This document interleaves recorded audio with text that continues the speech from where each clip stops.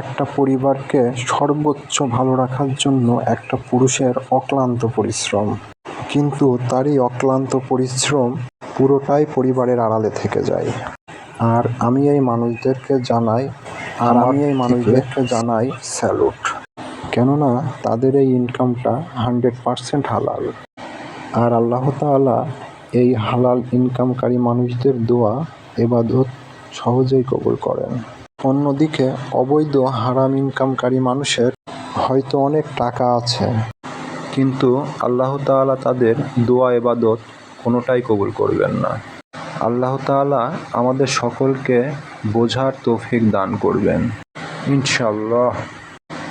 সকল অবৈধ ইনকাম থেকে আল্লাহ তাআলা আমাদের যেন দূরে রাখেন। অবশ্যই আল্লাহ তাআলা আমাদেরকে কবুল করবেন। আমরা সবাই হালাল ইনকাম করব। আল্লাহ খুশি হয়ে আমাদের উপর বরকত দান করবেন।